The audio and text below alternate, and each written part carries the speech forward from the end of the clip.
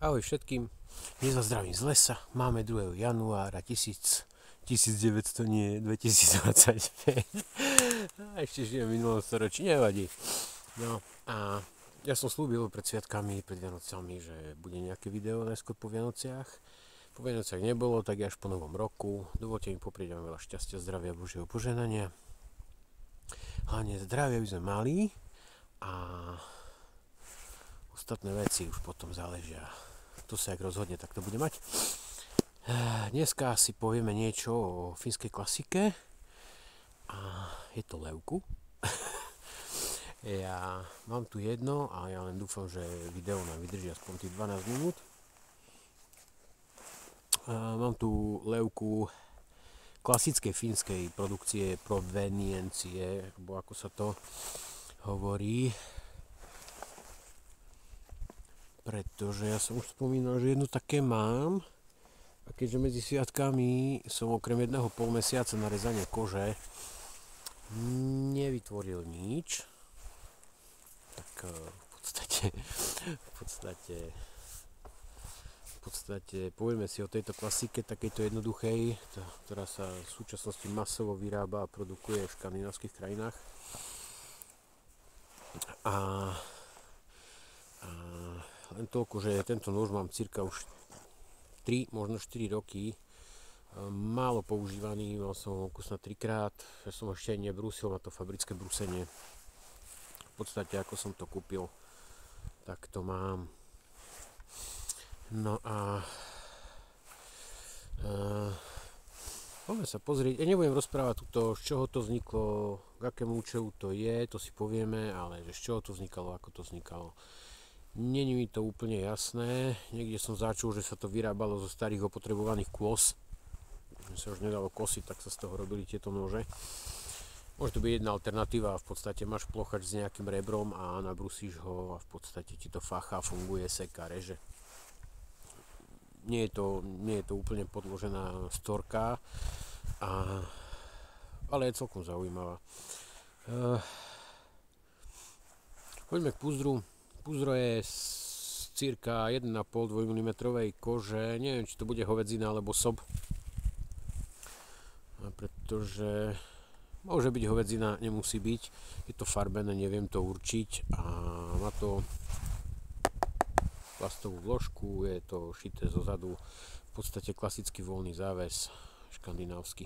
Niekto si povie, že tie remienky prd vydržia bohovsky veľa. Samozrejme, keď to zavesíš na konár, budeš sa na to vešať, tak akože nie, ale na nosenie noža, ktorý má cirka nejakých 150 do 200 gramov, aj ti to bohate vydrží. Keby to nemalo zvládať, tak to nerobia. No a tak máme to Levku. No a tak poďme na to. Čepeľ je dlhá 21 cm. To bude vysoká nejakých 35-38 mm. Ja som ho nemeral. Rukoveď bude cirka 12 cm. Táto je z klasického brezového dreva. Je tam troška tej mozaiky, ale nie je to žiadny excelentný kus brezy. Klasika, mosadzná pätka, montáž na trň, nitované krížom, mosadzná priečka, bolstrík, alebo ako chcete. Hrúbka čepele, oko moje povie, že 3 mm, 3,5 nemá, lebo ja tu mám so sebou Semahovkisa, ktorý je z 3,5 mm hrubej ocele, je hrubší, môžeme si to porovnať.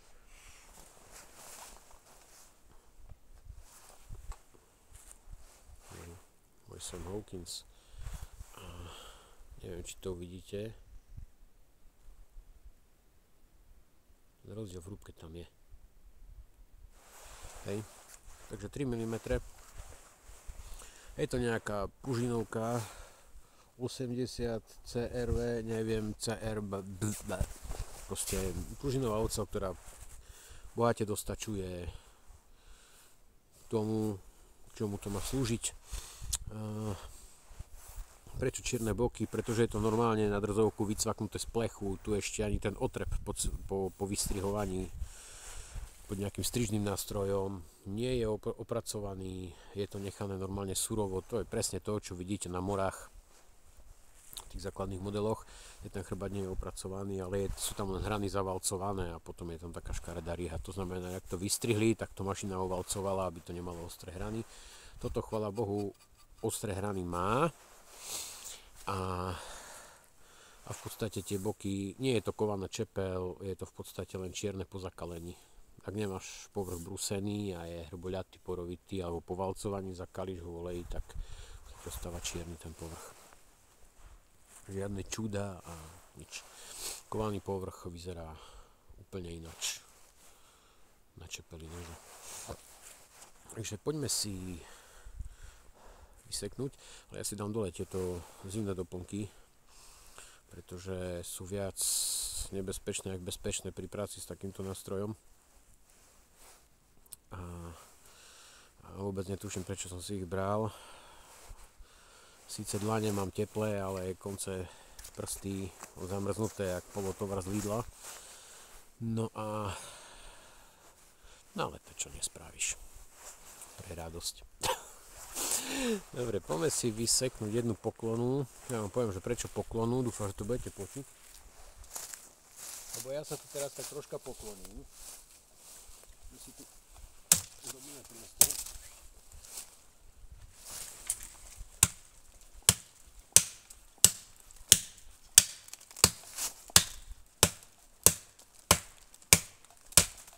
Vidíte?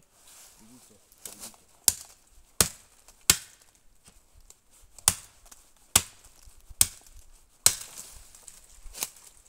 Tak.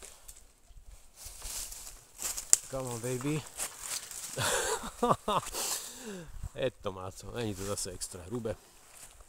Môžete základné veci zvláda. A ono sa hovorí, že pri sekaní ten orech tuto medzi prsty alebo takto. Ja som teraz zistil, že to není úplne komfort a mám za to, že tie orechy sa robili len kvôli tomu, aby z tých tesných a hlbokých púzdier to išlo veľmi rýchlo a efektívne vybrať.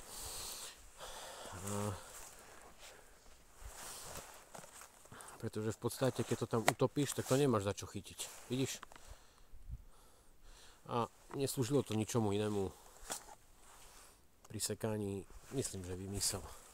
Je to vyslovene na vyťahovanie z púzdra, aby to išlo rýchlo, efektívne vyťahnuť. No a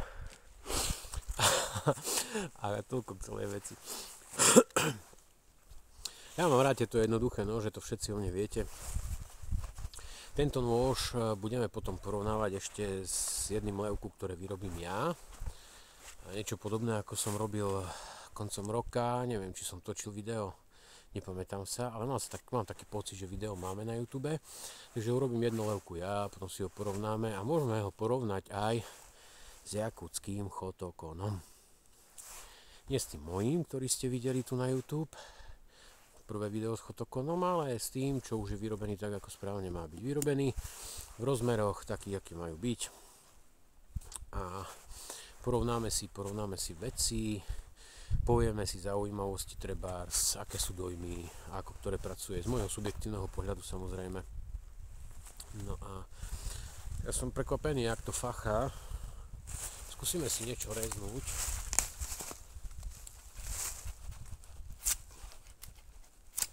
Ja hovorím, ja som ten nôž, odkedy ho mám, nebrúsil, proste ten nôž je nabrúsený od výrobcu, na sekanie fajn.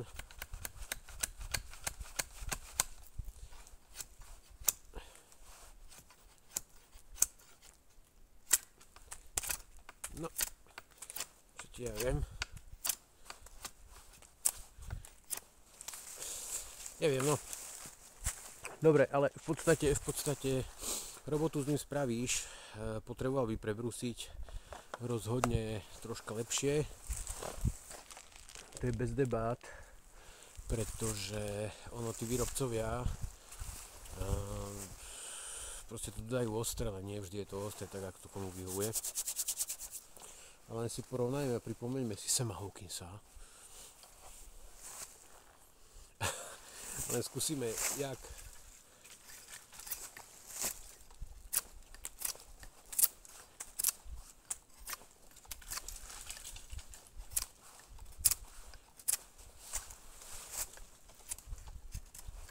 Toto ide rozhodne lepšie do toho matroša.